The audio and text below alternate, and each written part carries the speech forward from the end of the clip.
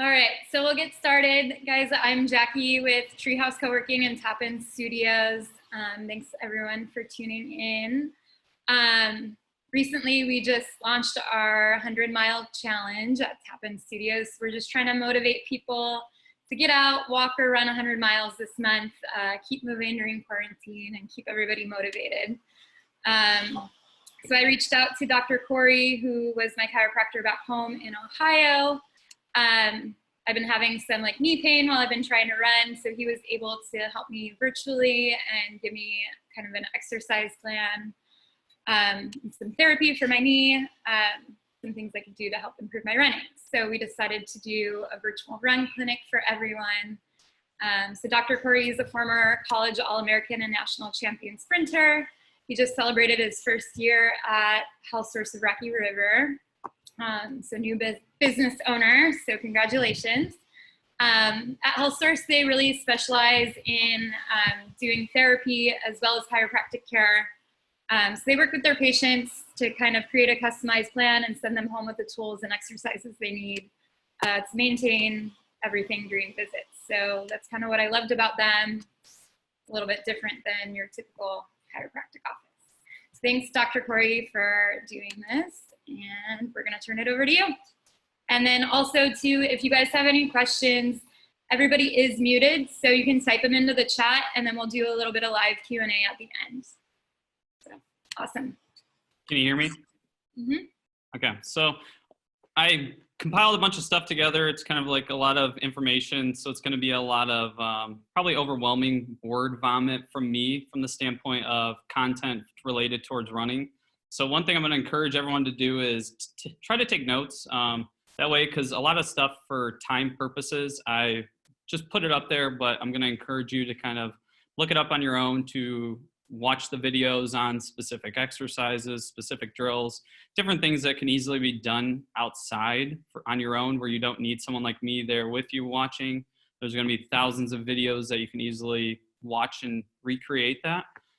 So let's go ahead and get started. So this is a healthy running talk, basically going to go over some proper running form and some common running injuries that people may experience, and then just some overall injury prevention tips that basically anyone can do and everyone can do at home, whether it's in your life changes, habits, daily lifestyle things. So again, I'm Dr. Cory Lamar. I currently work at HealthSource of Rocky River. I'm a chiropractor. In my previous life to this, I was a college track runner at Ashland University. I was a 6-time All-American and a national champion sprinter in the 400-meter dash back in the day, but now I function more as just a chiropractor, where I work with a lot of athletes and a lot of injury prevention tips. So that's why at the bottom there, instead of just rehabilitation, it says prehab. And that's a big concept for me, because I would rather work with you before you get hurt. Because typically when you get hurt, it's a lot more work. It's a lot more trial and error things to fix the problem, versus if we could just fix it early on, then you never even have an injury in the first place, which is where I would prefer people to lie around. Because in high school, I used to get hurt all the time and I never got answers as to why I was hurt. But it was just always injury maintenance at that time. Hey, let's patch them back up together and push them back out there on the track. And to me, that wasn't the answer. And so I know back then I always wanted more. And so I always asked more questions. And I never got the answers that I wanted or that I was looking for until I found a chiropractor. And he kind of changed my life in college, and I never got hurt through college and ran times that I never expected to run. So it was pretty life-changing for me. And now that's what I try to provide for my patients and for people that I just know in general that work with me. So that's what I want to provide today, is more of a prehabilitation approach to prevent your injuries. So then that way you don't need that surgery or the medications, or you get sidelined due to something going on. So as a disclaimer, I have to put this. This is not to be taken as actual medical treatment for your injuries, or this is not to replace or substitute you going and getting professional medical advice. This is more just typical advice that I would give to a runner. I encourage you, if you do have something serious going on, to go see a primary care provider or a chiropractor, physical therapist, someone that's going to work with you to fix your underlying cause. So This is a fun little slide that I put because of the fact that I may say things throughout this talk that seem different to you, that are might challenge your original thoughts on how things are supposed to work, how things are supposed to be. And the reason it says Uber and Lyft, because 10, 15, 20 years ago, there were two rules in life that your parents told you. One was to not talk to strangers on the internet, and the other one was to not get in cars with strangers. And now it's 2020, and what do? You call a stranger, and you get in their car, and you meet them on the internet, and now you're in their car driving somewhere. So things change, and the medical field is one of the biggest ones where things are changing on a daily basis. Especially with what's going on today, we're finding more and more information about the immune system and different things. So the medical system is always going to change. And so if I do say something that you have questions about, again, like Jackie said, just be sure to save them for the end and put them in the chat, and we'll try to answer them. So why focus on running form? Why is this such a big deal? It's a big deal for me. It's a big deal, should be a big deal for you. It's a way to basically get the most out of your body. If you run 100% correctly, then you pretty much can eliminate potential chances for injuries. You won't wake up with the general aching sensations of stiffness, muscle soreness, pain, things like that. And a lot of it could be just like a simple change in the way you run, the way you move.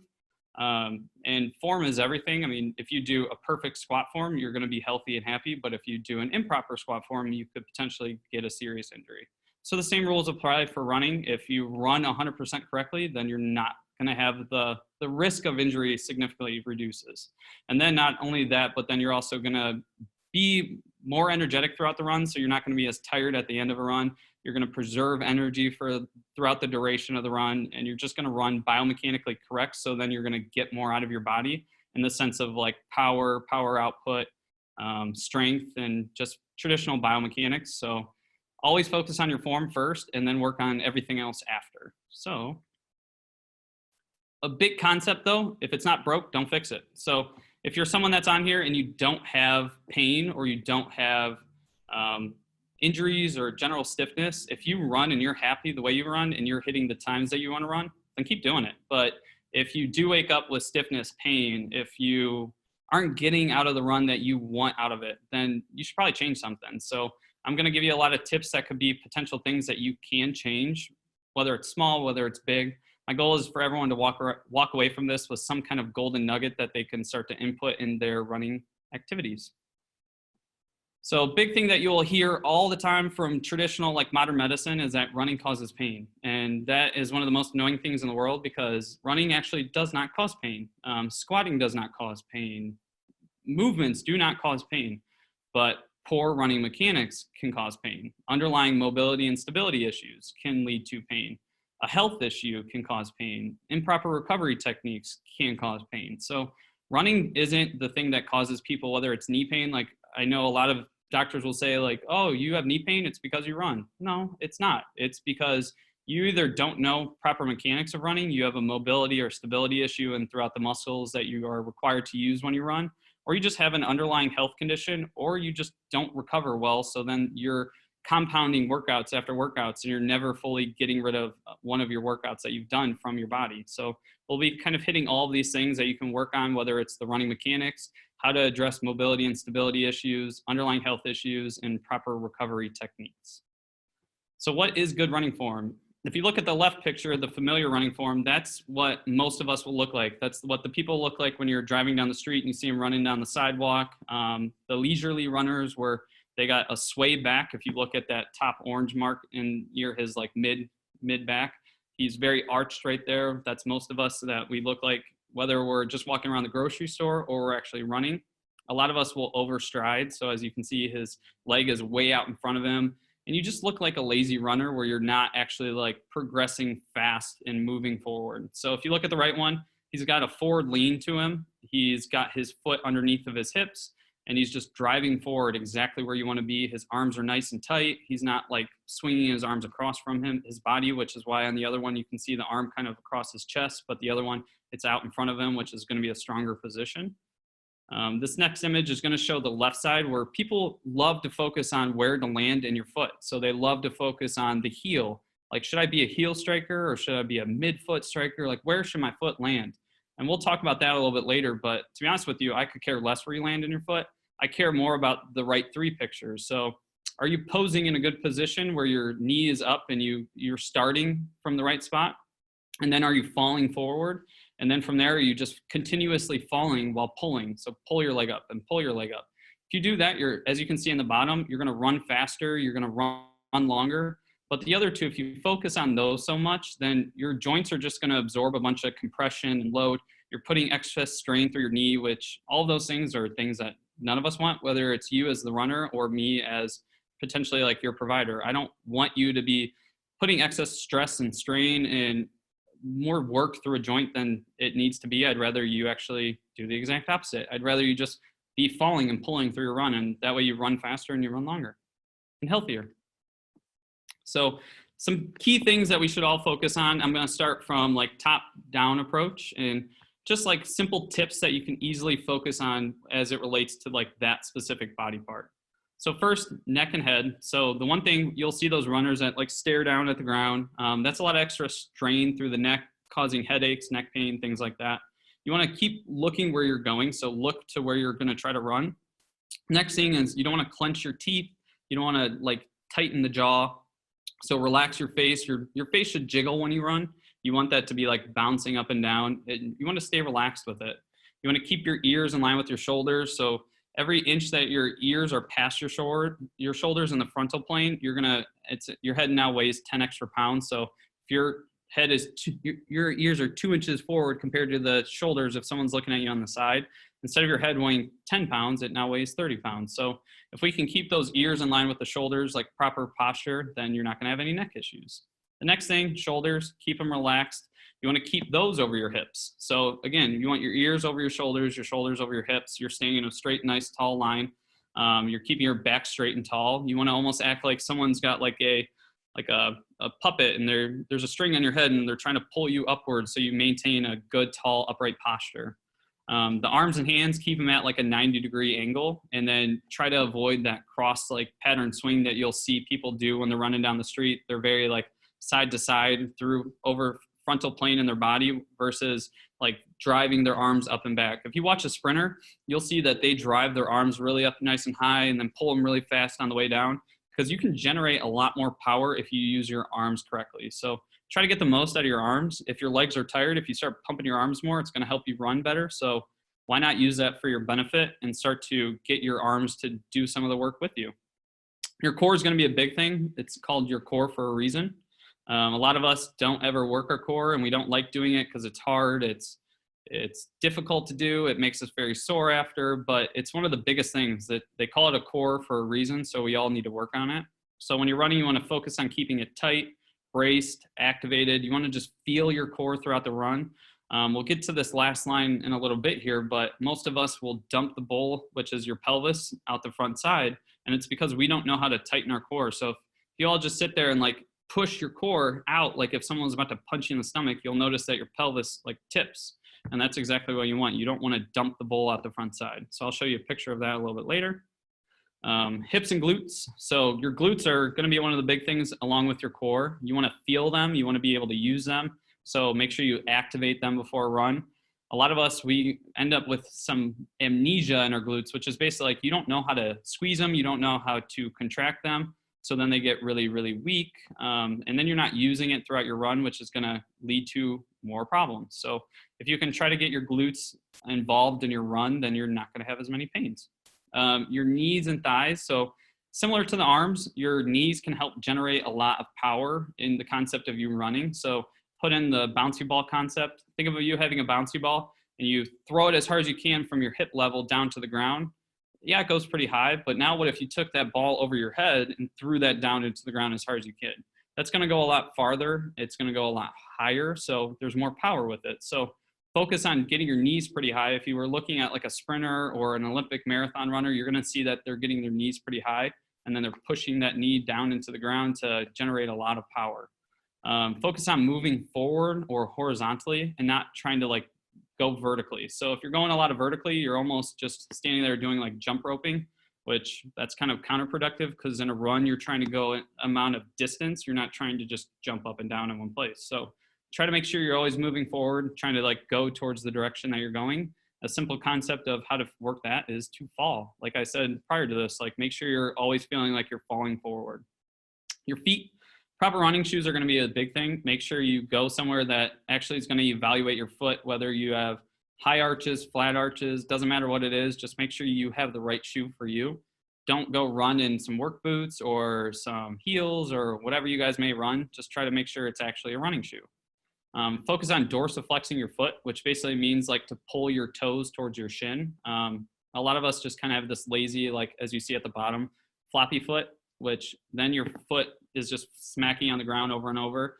When you're running, if you're someone that wears like a lot of like your headphones and listens to loud music, next time you go for a run, try to start without listening to music and just listen to how your feet sound.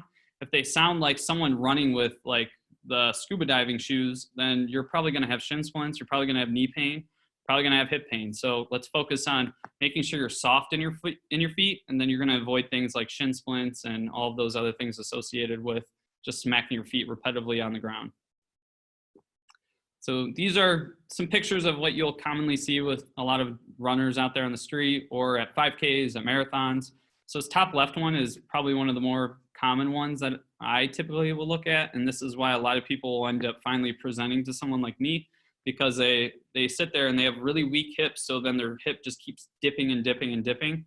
But if you look at the person on the left, they have a nice strong hip on that right side. So they're able to keep their hips in line, versus the person on the right who their hip kind of dips, which is going to cause like IT band problems, knee problems. I mean, just look at his lower back. He's pinching all the joints in the lower back.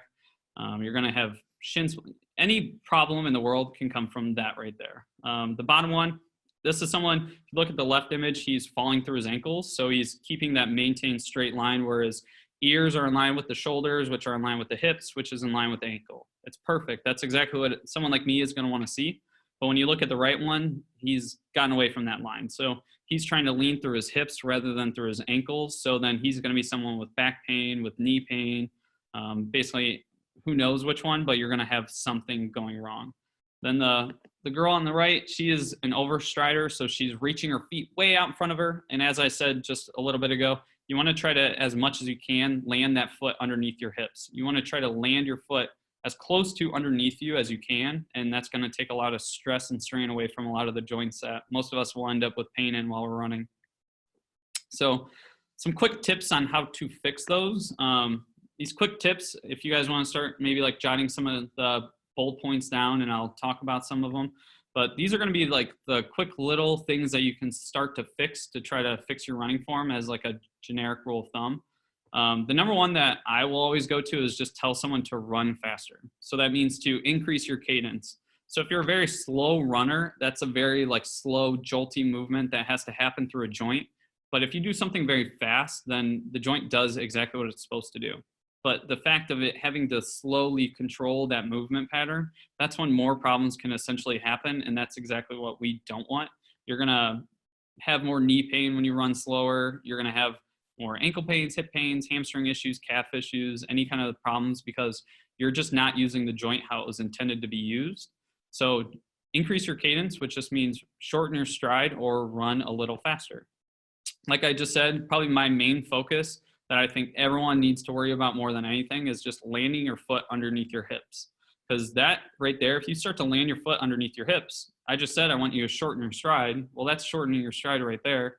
You're already going to start to solve the problem with that. If you start to land your foot under your hips, you're going to have to increase your cadence, because if you're actually falling, then you're going to have to keep up with the pace a little bit and maintain your turnover a little bit quicker and faster. Standing tall, so maintaining that upright posture that I talked about. So again, act like there's a string on top of your head and it's trying to like pull you very upright and tall. Fall forward through your ankles. So when next time you go to run, stand there, look towards where you want to go, and just fall forward through your ankles. You'll notice that your one foot will step out in front of you, and then you're just going to keep that going and start to catch yourself. So running essentially should be a continuous fall while your body's just sitting there catching itself over and over and over again. Next one is to run light. So like I said, try to avoid that floppy foot where you hear someone like smacking their feet on the ground. That's going to put a lot of added strain and stress through all of the joints of your legs. So as much as you can, try to land soft and quiet and be smooth. Try to pull your leg forward and avoid pushing off. That's a big one nowadays that a lot of research is happening on. So when you're running, you essentially want to pull the back leg up instead of pushing the front leg off. And if you pull more, then you're taking away a lot of the quad dominance, which is what happens with runner's knee, increased osteoarthritis or arthritis in the knee, any knee issue. Essentially, if you can work on pulling rather than pushing, you're going to take away some of that added strain away from the joints. And if you can pull your leg up faster, then you're going to run faster. So again, it helps you increase that cadence. All of these in general work together. So if you can start to pick one of these tips to try to focus on over the next week or your next run, and then you'll see that some of these other ones will naturally just happen by doing one of the other ones. And if you knock 3 out in one run, then great. Now you just got to work on the posture, because that's one that all of us suck at. So work on your posture last if it comes down to it, but make sure you're being light on your feet, you're increasing the cadence, you're trying to land your feet underneath your body, and you're focusing on pulling throughout the entire run, and you'll pretty much stay pretty healthy and pretty happy throughout your runs. So this is always the end all, where should I land on my foot? It's the big argument. And to be honest, I don't care about that. I could care less. If you're talking to me as a sprinter, I'm going to land on the ball of my foot. But there's very successful distance runners like a Meb or anyone who does long distance marathon running. They're going to land a little bit more on their heel. It just kind of comes down to the cadence and how fast you're actually running versus where you're actually landing. So it's more important to me that your foot is landing underneath of your hips than it is to worry about where in your foot you're landing. So if you can start to just focus on getting those feet underneath your hips every time you're running, then you're going to start to see a lot of the problems go away that you were concerned about was happening because of the fact that you were a heel striker or you were landing on your toes too much or any of those kind of things. Just focus on one thing. And that's, like I said, the main one on the last slide I said is to try to get the foot to land underneath your hips. And that's what I want you guys to focus on a little bit more of. So what to focus on continued. The top part is the problem in America. I mean, it's our problem with going and working out. It's our problem at CrossFit gyms, for runners, for anyone. We focus on how fast can I run, how far, how long, how much can I lift, how fast can I do it? Can I do it faster than that guy? Can I do it faster than the time I did last week? But I don't care about those things, not anymore, especially because I'm done with the whole like competitive running aspect. But now I care more about like, how well do you run? Can you someone video to you from the side and it's the perfect run? Well, then perfect. You're gonna end up running a lot faster than you were when you were focused on the top aspect, because you're gonna save energy. You're gonna focus more biomechanically correct, so you're gonna get more out of your body in the sense of input. Like if you have a terrible squat form and you're getting a lot of back pain, well, then you may max out at 300 pounds. When if you just geared it back a little bit and just focused on the nitty gritty technique and form, and then started increasing, now you're squatting 400 pounds just because you're doing it how the body was designed to. And that's what we all need to focus a little bit more on as a society, as a world, is just like, how well do I squat, jump, walk, sit? How well do I sleep? How well do I eat? How well do I deadlift? Anything. How well am I doing it? Not how fast, long, far, whatever. Just focus on how well are you doing whatever activity that may be. So again, like I said, a new focus for everyone should be like a humble beginning. Like if you do have pain in your knee and your hip and your back, I don't care where it is. You should slow it down, perfect the movement, and just learn exactly how you're supposed to throughout the process of like retraining that movement pattern. It's going to be weird and unnatural, and you're going to feel awkward, and you're going to fall more times than you don't, but you're learning a new skill. You're going to trip up here and there. Like the first time you were riding a bike, you would fall down a couple times, but you got right back up and you focused on putting one foot in front of the other. And next, you know, you're riding a bike like no other. So same thing should happen to a run. If you're having a lot of problems, maybe just slow it down a little bit. Who cares about that 5K, that marathon, that 10K? Well, because all of them are canceled right now. So right now is the perfect time to focus on like, how well are you running, and focus on your form. So slim it down. Don't worry about how fast you're running, how far. Just really focus on like, how am I moving? Am I doing it right? And that's what I care about more. So this is one of those ones that I'm going to encourage you guys, like if you do want some running specific drills that you can watch on YouTube, these are those. They're very easy to do.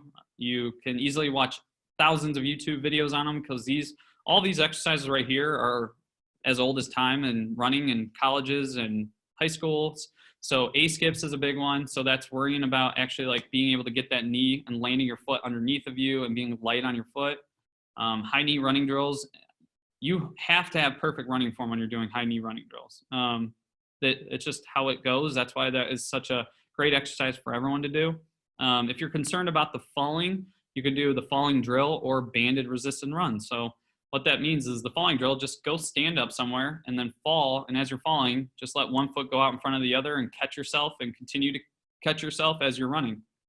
The banded resist and run would be when you have a buddy who puts a resistance band behind you through your hips, and they kind of resist you backwards, and you're falling forward and running while they're kind of holding you there. So then that way you have to focus on the high knee running drill at the same time. You're getting the A skip because your foot's always landing underneath of you. That's one of the greatest running drills that you can work on if you're just truly looking to fix your form and fix your technique. It's great if you have a buddy. If not, then just do the falling drill or work on the A skips, the high knee running drills. So now you get a pain, whether it's in your knee, your hip, your back, ankle, foot, plantar fasciitis, shin splints. So now what do? You're obviously going to go somewhere. You're going to go see someone.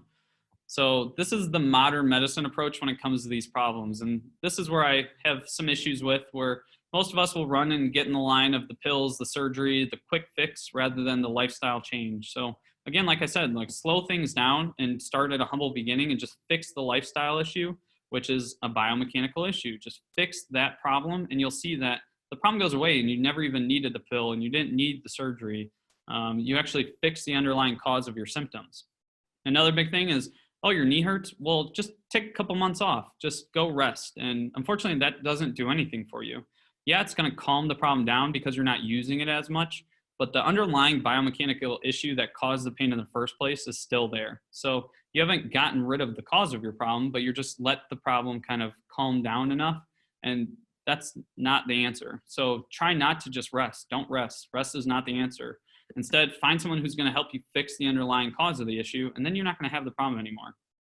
A big problem that we have is the smoke detector concept is how I like refer to it in the clinic. It's your smoke detector goes off or your body starts experiencing pain. What is the first thing we do? We run to the medicine cabinet, we pop some ibuprofen, we put a Band-Aid on the problem.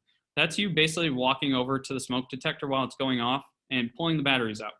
The fire is still burning, the house is going to burn down, and you don't even know what's going to happen because you pull the batteries out.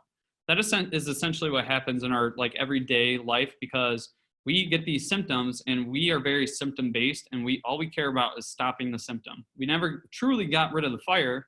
So then the fire goes crazy, and then you're going to end up way worse in 5 years and 10 years, because over that course of time, you're just constantly masking the symptom, which is just essentially just making the problem 10 times worse. So get rid of the problem versus masking the problem and putting a Band-Aid on it. So fix your biomechanics, make some lifestyle changes, and you'll see that a lot of the problems will go away.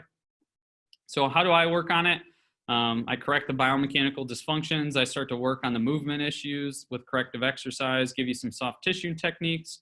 I've really focused on people's recovery habits to make sure that you're properly recovered, and treat the underlying health condition, which could honestly be more important than the biomechanical issue in the first place. So this is a big picture for me that I use every day in practice with every patient that I see. It's called the joint by joint approach. It's basically about the concept that every joint in your body is in charge of doing something, but it's also the first thing that it ends up losing that becomes a huge problem. So as you can tell, it goes joint by joint. So the ankle mobility, knee stability, hip mobility, low back stability. So let's say you're someone with pretty bad back pain. We can either work on your core stability, which could be an issue, which is causing you back pain, or maybe it's a hip mobility issue where your hip is not working and as mobile as it should be. So then now your lower back has to work 10 times harder to get that movement to happen. And then now you're going to have back pain. So let's focus on finding where that deficit is, whether it's, do we need to input some core strength? Do we need to input some hip mobility? Do we need some knee stability? Do we need some ankle mobility? Let's focus on those things, and you'll see that a lot of problems will resolve. So that's kind of how I function, and that's how you're going to see that these next couple of things go. So again, what are some common causes of pain? We'll have improper biomechanics, so the way we move. Repetitive stress, where it's just that repetitive movement over and over and over and over and over again. Eventually, it's going to break apart and fall apart. Acute traumas, which would be like your car accident, you slipping and falling, you any kind of new injury due to a trauma, a previous trauma. So if you never actually, let's say you slipped and fell 10 years ago and you never actually fixed the issue, well, then that issue is just going to come back. Surgeries end up causing future injuries. That's why when you hear about someone getting back surgery, they don't just get one, they get 2 or 3 or 4, they get a couple. So surgeries will predispose you to getting more, which is good for them. Mobility and stability dysfunctions, that's again what I just talked about on the last slide. That's going to be a huge one for me. I'm going to give you some mobility drills to do at home, some stability drills, and it's typically going to fix your problem. Inadequate recovery. So if you're doing the repetitive stress, if you're doing the crazy workouts, if you're getting some kind of traumas and you're not doing recovery tactics, then those workouts just compound on each other. So if you work out 50 days in a row without taking a day off, by the 51st day, all those problems are going to stack up on one another. And then on the 51st day, that's when the bad problem will happen. Poor sleeping habits. Your sleep is when your body recovers, replenishes. And if you're not sleeping well, then you're not healing, which is not good. Improper nutritional habits, which is the foods we eat are everything. I'm really big into the foods we eat, the decisions we make when it comes to being in the kitchen, the diets, the supplements, those kind of things. Because everyone knows if you go to the gym and work your butt off, you're only going to get 20% of results. So your workout habits are 80% nutrition and 20% working out. Well, that same rule applies when it comes to healing. So you got to give yourself the nutrients to heal properly to make sure that you don't get a problem. So let's say if you're eating very inflammatory foods like chips and pops and candies and sugars, well, then that inflamed knee is never going to get better because you're just providing it with more inflammation. But if you give it more things with anti-inflammatory properties like your fish, your avocados, your nuts, anything like that, then you're going to help the body heal versus hinder it. So the foods we eat are going to be a big thing, and I'll hit on that a little bit. I like to talk about the iceberg theory. So the top little part of the iceberg are the symptoms that we see, the symptoms that we feel, when all along it's a combination of a lot of things underneath that. Because it's usually not that one time that you went out and played golf or that one time you went out for a run that you get hurt. It's the fact that you went out and drank a lot the night before, you didn't sleep as well, and then you woke up in the morning and had a cookie, and then you go out and golf. And so your body's very inflamed, it's not properly recovered, you don't have any sleep on your system, and then now you're going to get an injury. So very rarely do symptoms happen without like a compounding factor where there's multiple things going on. So I always like to look at what's underneath the symptoms because, again, I don't care about your symptoms. Yes, you have knee pain, but I care about what caused the knee pain. The knee pain is where your body's being overworked. And so let's find out in the system what's not working properly or what you're doing to your system that's not helping you that we can easily fix, and then I'll fix your knee, which is a lot better. The problem, so this is the cup in the middle is a big thing for me, which is what basically everyone has an issue with. I mean, you look at any American, any person anywhere, they're going to have some of those things in that cup in the middle. So whether it's scapular dyskinesis, which is basically all of us don't know how to properly move our shoulder blades. So a lot of us will have a lot of scapular instability, or we just aren't aware of how to move our shoulder blades. That top right picture of the person with the X through them, that's what's called upper cross syndrome, which if you look at that picture and you look at the person sitting at the desk, I mean, that's most of us. We all sit all day long and then we sit some more. And then after work, we go home and we sit on the couch and we sit in our car on our way home. So we sit.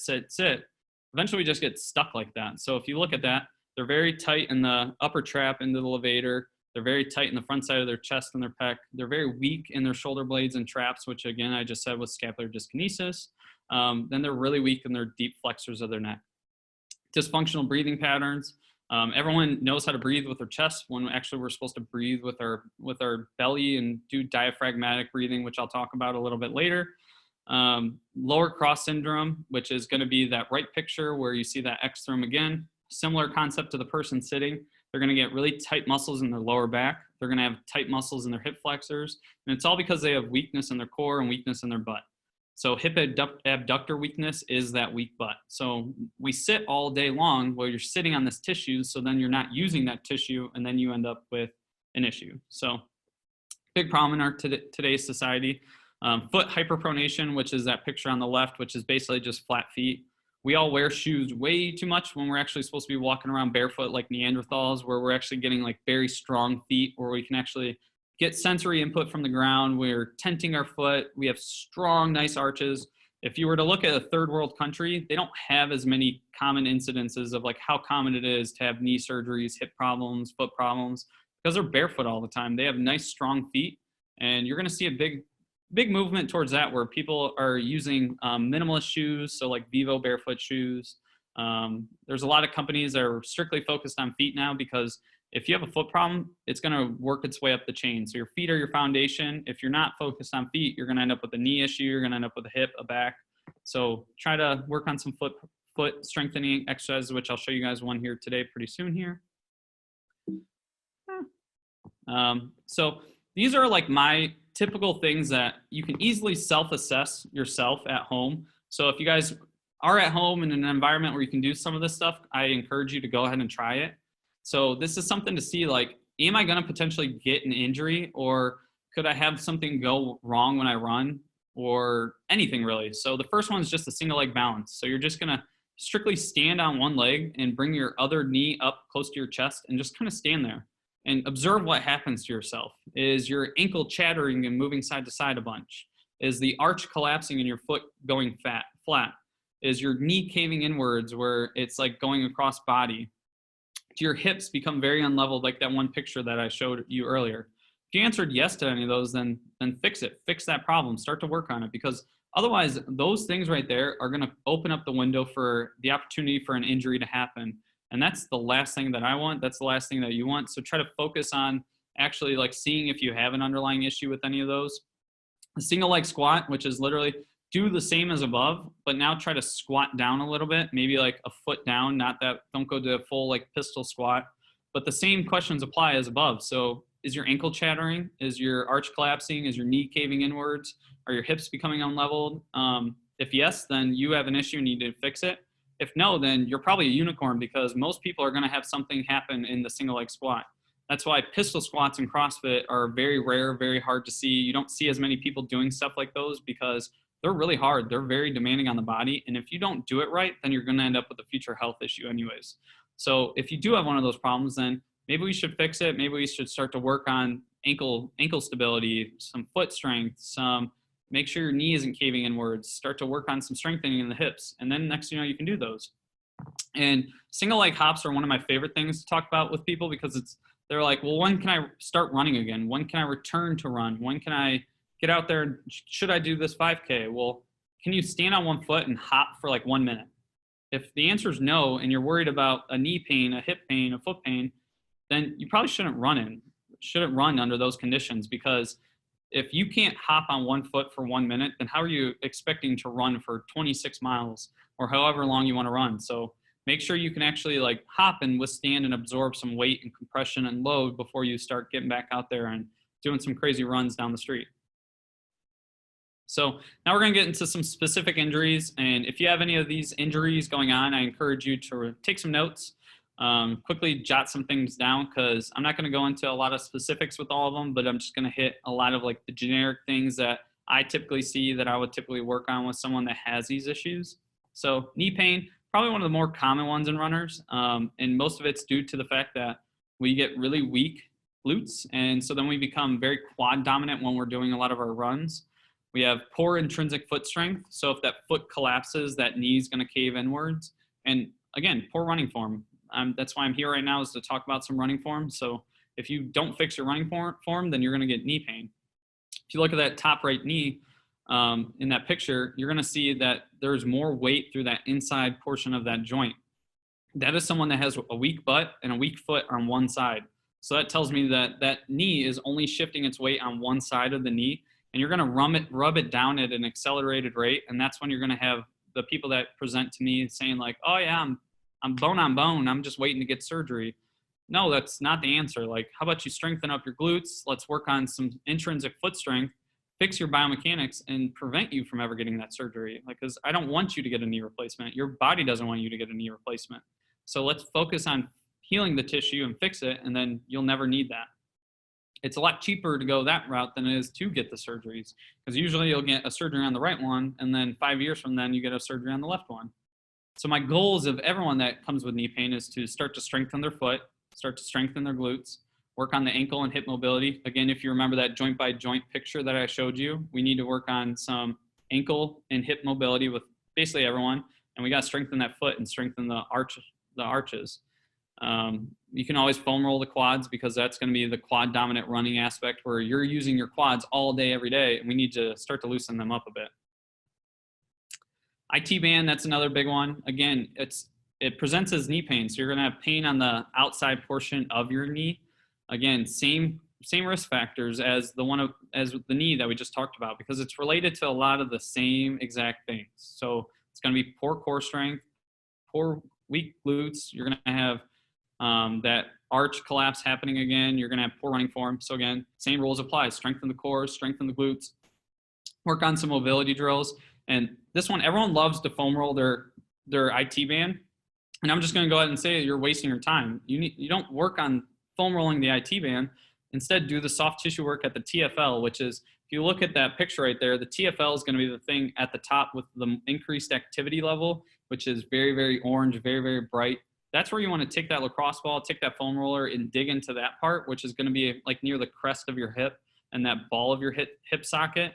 Work in that area, and you're going to see that your problem typically goes away after starting to loosen that up, because the TFL is what contracts and relaxes to actually control that IT band.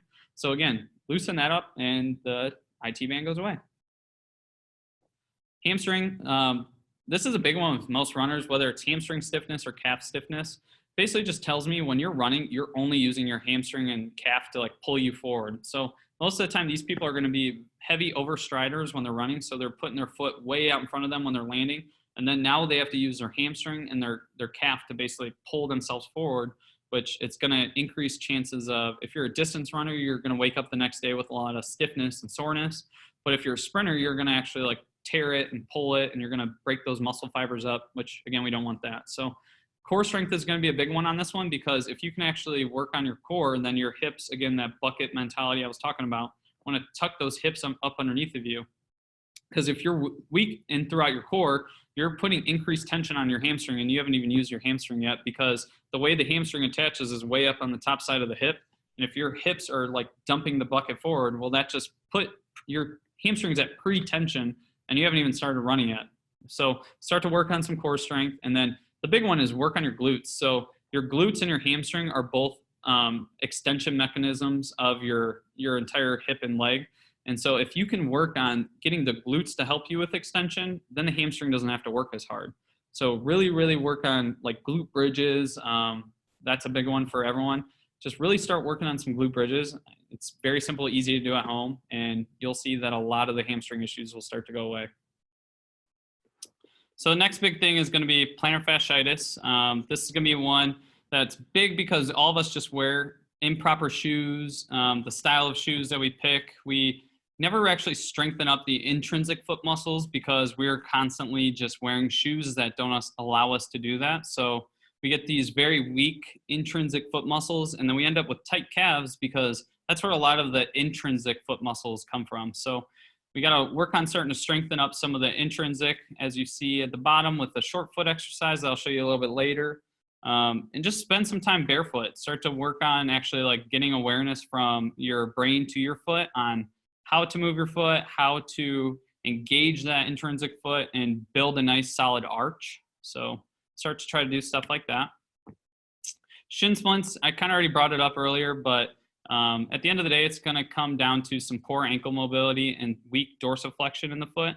So dorsiflexion just means like your ability to bring your toes towards the shin bone, like I brought up earlier.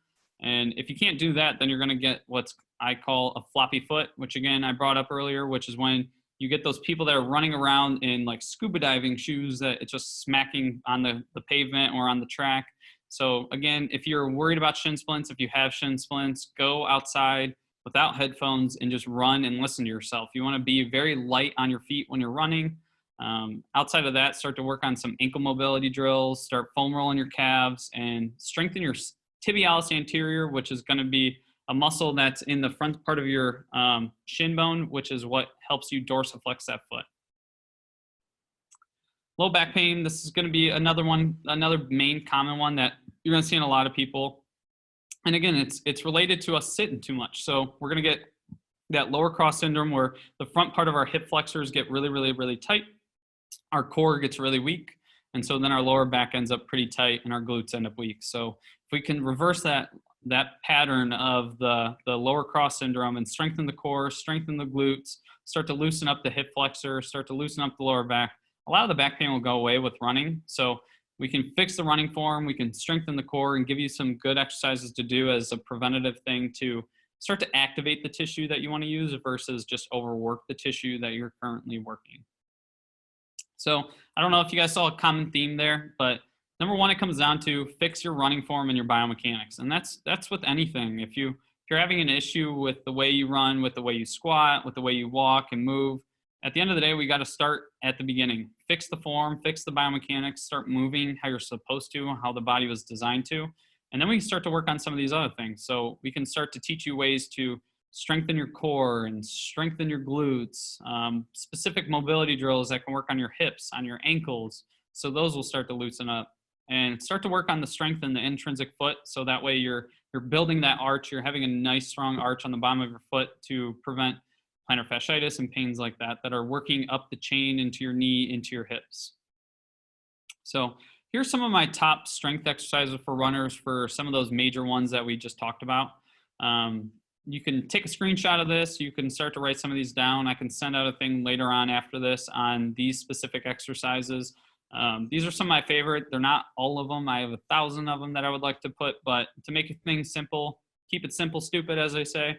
As for core, everyone needs to work on some planks, some side planks, some dead bugs, which I know that sounds like a weird one, but just YouTube it. It's one of the top big 3 for back pain that we'll give to people, whether it's back pain or any lower cross injury that we need to start to reverse that pattern on. And dead bugs work a huge component of movement that I love, which is called dissociation.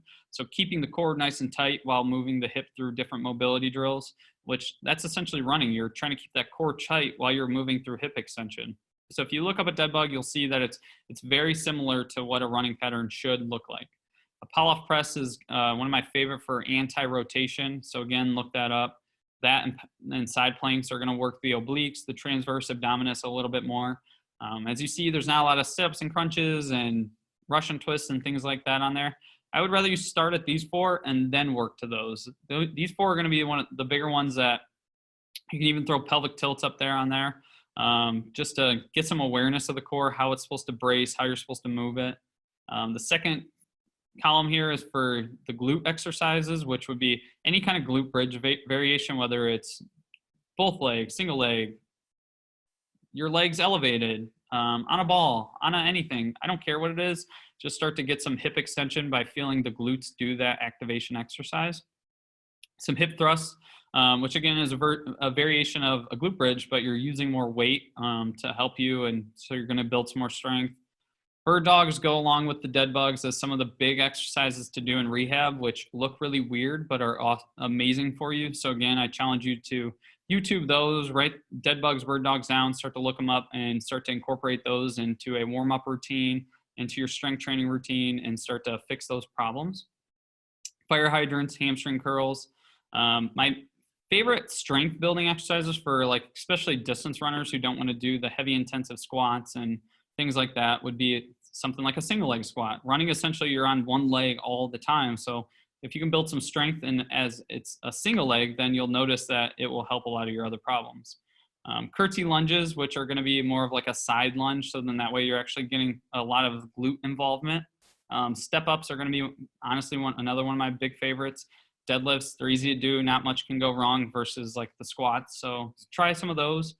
Again, at the bottom there, please seek advice from a chiropractor, physical therapist, personal trainer, or other professional when performing these. If you have any questions or if you get any issues that come along with them, or if you just don't know how to do it, start off with someone like myself who's going to help you and teach you how to do it properly. Here's that short foot exercise I brought up. So what you're basically trying to do is we all have this flat foot that you can see that your foot is very splayed out and it looks very weak, but then on the right-hand side, both of those people are trying to contract them and they're shortening them and tenting the foot, as I like to call it. They're building some space underneath that arch where you can stick your fingers in between there to actually notice that you do have an arch and not this big flat foot. So tent the foot, hold it as hard as you can for 10 seconds. Try it like 3 times on each side and just see how it goes. The common areas of overuse in running that you should work on more, like mobility, flexibility, and soft tissue drills with, are like the low back musculature, the piriformis, which is a muscle that hangs out underneath the glutes, which is pretty tight on most of us, which is a common one that leads to things like sciatica and different things like that.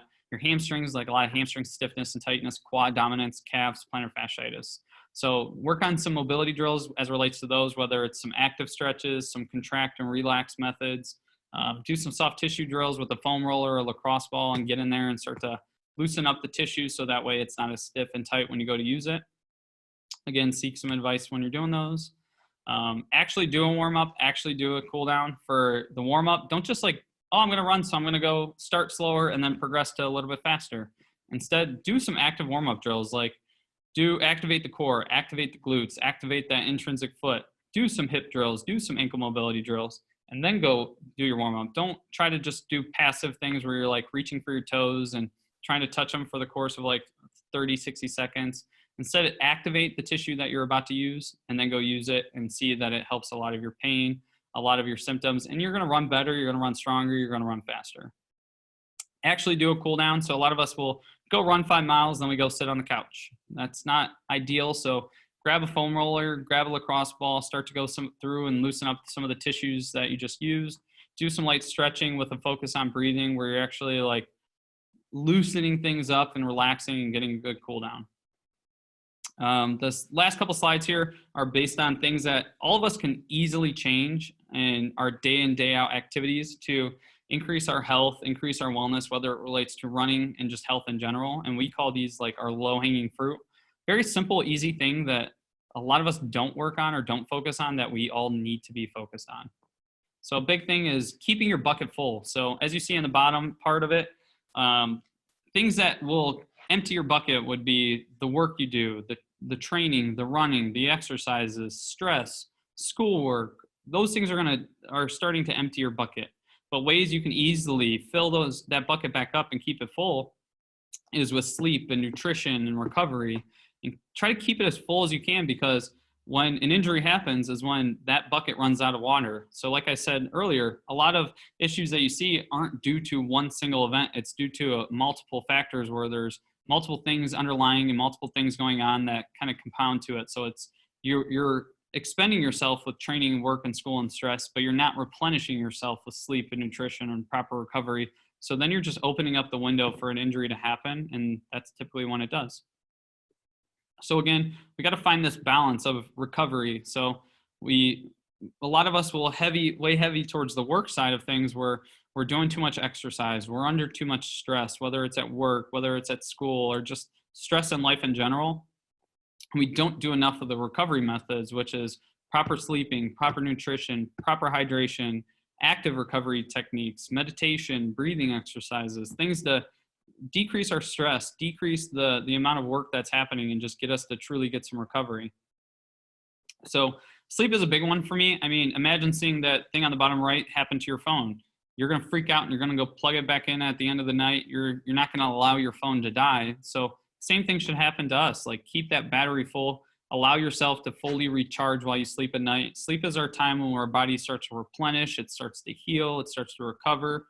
Everyone says in the medical field, if you're not sleeping, you're not recovering, you're not healing. So get good sleep. If you're staying awake during the sleep, when you're up at night, then you're obviously going to have a lot of health issues as it relates to like increased stress levels and basically anything that is involved in our everyday stress. So some easy common tips that we can all start on is first to obviously get 7 to 9 hours per night, which most of us fall a lot less than that, which is not good for us. So some tips to get that more sleep and to stay asleep would be to avoid light exposure at night. So if you're staying in front of a screen really late at night when you're trying to get to sleep, your body can't produce melatonin because it's producing too much cortisol. And if you can't produce melatonin, then you're not going to get to sleep. And that's why you take melatonin sometimes to help you as a sleep aid. But all along, if you just avoid light exposure at night, your body will naturally produce that melatonin. Avoid caffeine late in the day. Caffeine has a pretty long half-life. So although you may have had a coffee that has 200 milligrams at 2 o'clock, by 8 o'clock, you still have 100 milligrams in your system. So the half-life on caffeine is pretty long. So try to avoid taking anything past like 3 or 4 o'clock. That way you don't have that in your system when you actually do lay down at night. So try to keep caffeine use in the morning where it's actually like going to help stimulate you, and then try to avoid it for the rest of the day. Our bodies love routines. So try to like create some kind of like going to bed routine, a waking up routine.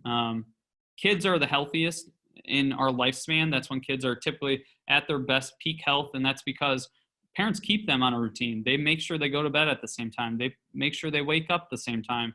And if you have kids, what you notice is if they fall off their routine, they're very grouchy the next day. They're almost like increased stress. They properly didn't get that recovery that they needed. And so you should treat yourself the same way. If you wake up and you feel like crap the next morning, well, maybe you didn't get a good night's sleep the night before. And a simple way to start to fix that is to like get a routine. So my phone vibrates at a certain time to let me know like, hey, it's time to go to bed. And I go to the bathroom, I brush my teeth, I start my process, I take my dog out, and then I lay down, and then I'm asleep. And that's how everyone should try to treat that. Avoid late night alcohol and nicotine use. Those are stimulants which will keep you awake a little bit longer, which aren't going to allow you to fall asleep naturally. Avoid late night snacking. Try to keep your last meal before like 8, 7, sometime in there. So then that way you're not like snacking all night, which is going to provide you with some sugar, which is going to keep you awake. At night, try to like get something to down regulate you, which is like meditation, diaphragmatic breathing, which are two things I'm going to hit on in a little bit, but that's going to bring you a sense of calmness. It's going to bring you a sense of like relief, and it's going to allow you to sleep a little bit better. Optimize your bedroom environment. So ideal temperature is a little bit colder. So 65 degrees is where I like to be. And then anywhere to 70 degrees, but try to keep it a little bit colder because you're going to sleep a lot better. Eliminate all noise if you can. If you can't, then get some earplugs because noise is going to kind of keep you awake. Turn off the lights. Make sure there's no lights. And if you do have some light shining in through the window, maybe get some kind of eye mask or something to wear at night. So then that way you're blocking light to get into your eyes. So then that way you're increasing your melatonin production and keeping the melatonin production going while you're sleeping at night. Those are some big things to simply start doing and start working on, because if you're very stressed at night, your body doesn't know if it's stressed out due to a lion being in your bedroom or you're stressed out from work. Your body literally doesn't know the difference. It just knows that you're under a lot of stress. So your nervous system is going to be stimulated, and then you're not going to be able to sleep at night, because if you fall into a deep sleep and your body thinks that there could be a lion in the room, then you're dead. So it's going to want you to kind of stay in a little bit of a woken state. So then that way, if a noise happens, if something happens, you're going to quickly wake up and jolt to get ready to fight or flight. So try to make sure you're down regulating your stress as much as possible. So then that way you do fall into that deep sleep and you actually get some good rest. So this is a simple graphic that I like showing people. This is the average person trying to outtrain poor nutrition, poor hydration. So no matter how much you're trying to outtrain it, you're not getting anywhere, because that is the nitty gritty. Like I said earlier, everyone knows that when you go to the gym, 80% of that is diet. So we have to make sure that we are having proper nutrition, proper hydration, and things like that. So hydration, a simple rule of thumb is everyone should have half your body weight in ounces of water a day. So if you weigh 200 pounds, you should be at least drinking 100 ounces of water a day. If you don't know what that means, then look at this picture. You can easily simply look at the color of your urine. If it's anywhere in the clear range, then you're hydrated. But if it has any yellow tint to it, then you're a little dehydrated. If it's extremely orange or brown, then you're extremely dehydrated and something's wrong. The only variation to that is if you do take a lot of vitamins, a lot of minerals, which have a lot of different things that are going to change the color of your urine. So that's a time when that's allowed to happen. You want your muscles to be functioning more like that piece of uncooked steak, which is pliable. You can like move it around a little bit, versus that dehydrated piece of beef jerky that's going to be very tough. That's not going to move as well. And basically it's just going to not move for you. So then if you're stiff and tight all the time, it could just be a hydration issue. So as you see that guy, he's a waterman, and basically it's trying to show that our body's mostly water. So make sure you're replenishing the water that you're using throughout the day, whether it's you're using it because you're going to the bathroom, you're using it because you're working out, you're using it because you're sweating, and you're just, in general, you're just using it. So try to make sure and replenish that water as much as you can. Nutrition. No nutritional diet or plan is created equal. Everyone has their own method that may work for them, that may work for your friend, your family member, your coworker. Again, no one's perfect. So this is what I like. This is what I prefer. This is what I try to recommend for people that are patients of mine, is to focus on filling your diet full of like foods that are packed with nutrients. So things like your fruits and vegetables and your fish, your almonds, your nuts, very healthy foods that have, they're not just a calorie. They actually have nutrients that are going to replenish things in your body. So things that are high in like magnesium and calcium and all of these healthy vitamins that we all need to be getting on an everyday basis. Try to pick things that are more organic and non-GMO, and make sure your diet is primarily based on plants. So if you look at that picture, there's a lot of red, there's a lot of green, there's a lot of plants in it. And then you see the fish, and that's where you want your grass-fed meats to come from, or to focus on fish as being your primary protein source. Healthy fats, so like your avocados, your nuts, and just try to get healthy sources of nutrients into your body to replenish the work that you're doing, to replenish yourself from having a terrible diet and hard workouts and a lot of stress. And again, like I said earlier, if your knee is very inflamed and you eat things that are very inflammatory, then your knee is not going to get better. It's just going to constantly be inflamed. So make sure you're providing your food with natural things to make sure you're promoting good healing. So I would prefer people to focus on getting your nutrients from actual sources of food. So like actual foods, like I would rather you get omega-3 from fish. But if you can't, then these are going to be some of the top supplements that I suggest for people that I think everyone should take. I take a lot of these. I actually take all of these for the most part. So omega-3, that's going to be an essential fatty acid that comes a lot in fish, which is going to be great for you. Vitamin D is going to be naturally from the sun, but I live in Ohio. We do not get enough sunlight. We are chronically deficient in vitamin D. As Americans, 95% of Americans are deficient in omega-3s, and 80% are deficient in vitamin D. There's a saying that to get adequate levels of vitamin D, you need to be south of Atlanta from, I think it's like 10 o'clock to 4 o'clock, and fully nude for 20 minutes. So obviously that's not happening. We live in Ohio. It's very cloudy here. It's very muggy. So we're not getting good sources of vitamin D. So sometimes we need to get it from somewhere else. Probiotics are like the new trend in the medical field. They're becoming more and more popular, and I think everyone needs at least a probiotic, preferably a prebiotic too, but at least start with a probiotic. So we take too many antibiotics throughout our lifespan, and then we eat too many foods that have antibiotics in them, so we're naturally killing all of the gut bacteria that is healthy for us throughout our digestive system, throughout your nasal pathways, throughout your skin. And so if you can replenish them with probiotics, you'll see that a lot of digestive issues go away. A lot of just like your immune system is going to be boosted. You're going to live a lot healthier life just by increasing that into your life. As runners, magnesium is going to be a big one for muscle cramping, spasms, stiffness, tightness.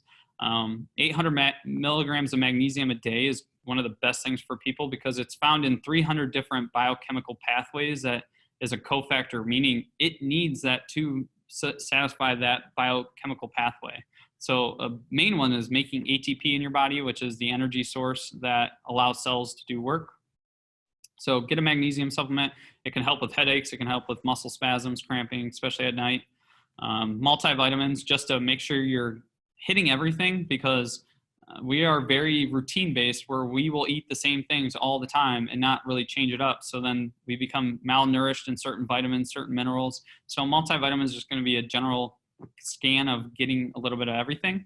A healthy green complex, which would be like look up greens first superfood, just some kind of greens mix, which is going to be heavy in antioxidants, which is going to help with things like oxidative stress, which happens after exercise, and cancer, and a lot of different things in the body that you need. Antioxidants are huge for you.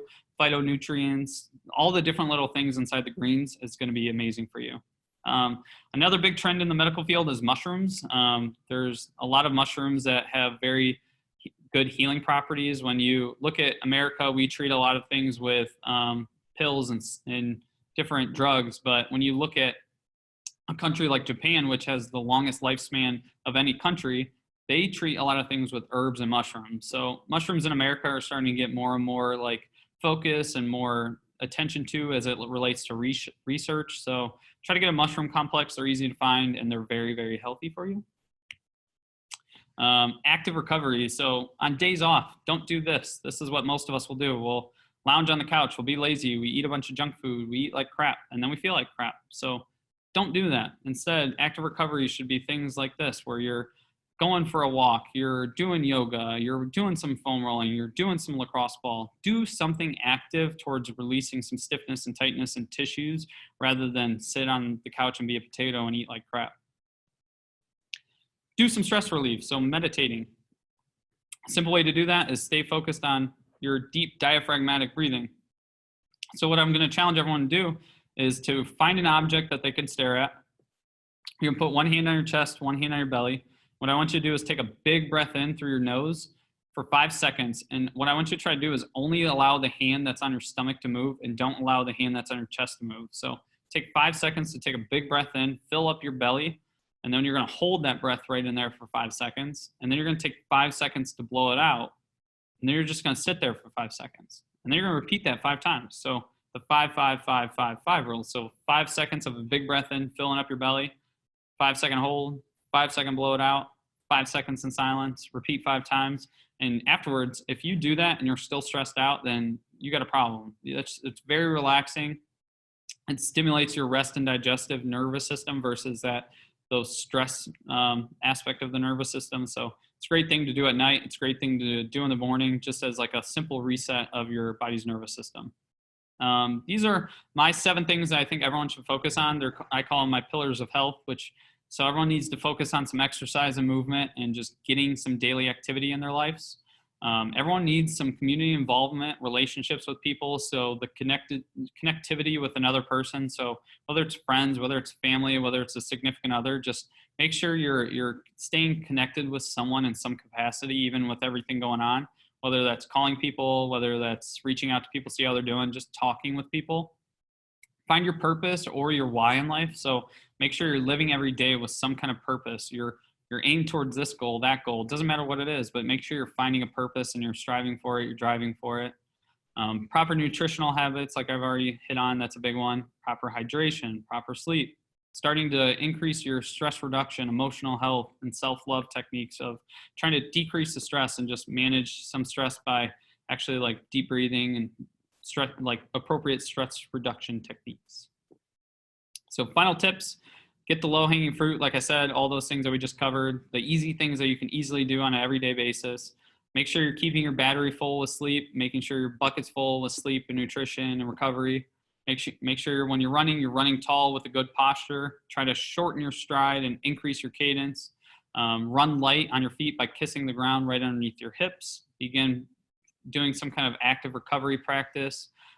Really start to focus on a strength training program. So a lot of runners are really good at running, but they don't do the strength training. And if they would just incorporate a little bit of strength training, you would see that a lot of runners, their issues would start to go away. So I encourage you, find a strength training program that you can follow, that you can simply like do anytime at home, and just really start to focus on your pillars of health and just your well-being, and focus on how you feel on a daily basis. If you feel like crap, then reevaluate the things that you did the day before and just try to see like, what can I change from what I did yesterday to make myself not feel like this tomorrow? So start to play around with yourself, get exploratory, and do this, do that, see what works, what doesn't work. And at the end of the day, if you do have any questions, there's my email. There's how you can contact us on social media. From the office standpoint, from me as an individual. And I'd love to take any questions from you guys through email, through social media. So don't be hesitant to reach out to me to ask those questions, or just in general, if you have any feedback or anything, just reach out to me, because I'd love to contact with you guys and see what more I can help you with, more information I can provide, and just help people out in general. So I thank you, and thanks to Jackie for having me.